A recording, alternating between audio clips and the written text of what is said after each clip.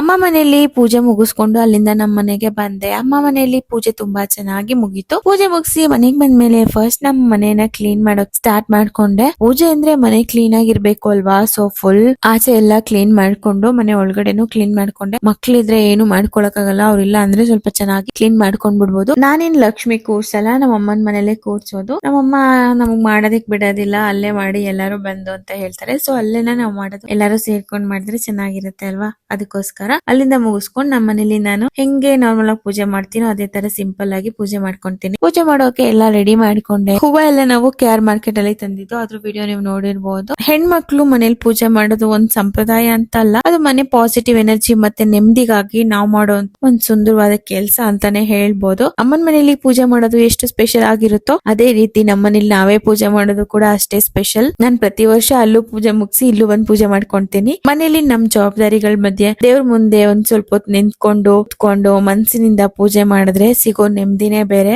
ಯಾರಿಗ್ ಹೆಂಗೋ ಗೊತ್ತಿಲ್ಲ, ನನಗಂತೂ ಈ ವಾರದ ದಿನಗಳಲ್ಲಿ ಮನೆ ಕ್ಲೀನ್ ಮಾಡಿ ದೇವ್ರಿಗೆ ಚೆನ್ನಾಗಿ ಅಲಂಕಾರ ಮಾಡಿ ದೀಪ ಹಚ್ಚಿ ಪೂಜೆ ಮಾಡ್ಬಿಟ್ರೆ ಎಷ್ಟು ನೆಮ್ಮದಿ ಅಂದ್ರೆ ಅದು ಹೇಳೋದಿಕ್ಕೆ ಆಗೋದಿಲ್ಲ. ಈ ಹಬ್ಬಗಳ ಟೈಮ್ ಅಲ್ಲಂತೂ ಫುಲ್ ಡೀಪ್ ಕ್ಲೀನಿಂಗ್ ಎಲ್ಲ ಮಾಡಿ ಪೂಜೆ ಮಾಡ್ತೀವಲ್ವಾ, ಈ ತೋರಣ ಎಲ್ಲ ಕಟ್ಟಿ ಅದು ಪಾಸಿಟಿವ್ ಫೀಲ್ ಕೊಡ್ತಾ ಇರುತ್ತೆ. ಹೆಣ್ಣಿನ ಕೈಯಿಂದ ನಡೆಯೋ ಪೂಜೆ ಮನೆಯಲ್ಲಿ ಒಂದು ಪಾಸಿಟಿವ್ ವೈಬ್ ಕ್ರಿಯೇಟ್ ಮಾಡುತ್ತೆ ಅಂತಾನೆ ಹೇಳ್ಬೋದು. ಸಂಪ್ರದಾಯ ಇರ್ಲಿ, ನಂಬಿಕೆ ಇರ್ಲಿ, ನಮ್ಮ ಮನೇಲಿ ಚಿಕ್ಕ ಚಿಕ್ಕ ಆಚರಣೆಗಳನ್ನ ಮುಂದುವರ್ಸ್ಕೊಂಡು ಹೋಗೋಣ. ನನ್ನ ಪ್ರೀತಿಯ ನನ್ನ ಎಲ್ಲಾ ಫಾಲೋವರ್ಸಿಗೂ ವರಮಹಾಲಕ್ಷ್ಮಿ ಹಬ್ಬದ ಹಾರ್ದಿಕ ಶುಭಾಶಯಗಳು. ತಾಯಿ ವರಮಹಾಲಕ್ಷ್ಮಿ ನಿಮ್ಮ ಮನೆಗೆ ಸುಖ, ಸಂತೋಷ, ಆರೋಗ್ಯ, ಐಶ್ವರ್ಯ ಮತ್ತೆ ನೆಮ್ಮದಿಯನ್ನ ಕೊಡ್ಲಿ. ನಿಮ್ ಕುಟುಂಬದ ಪ್ರತಿಯೊಬ್ಬರಿಗೂ ಒಳ್ಳೇದಾಗ್ಲಿ. ನಿಮ್ಮೆಲ್ಲಾ ಕನಸುಗಳು ಕೂಡ ನನ್ಸಾಗ್ಲಿ. ಶ್ರೀ ವರಮಹಾಲಕ್ಷ್ಮಿ ದೇವಿ ಆಶೀರ್ವಾದ ಸದಾ ನಿಮ್ಮ ಮೇಲೆ ಇರ್ಲಿ.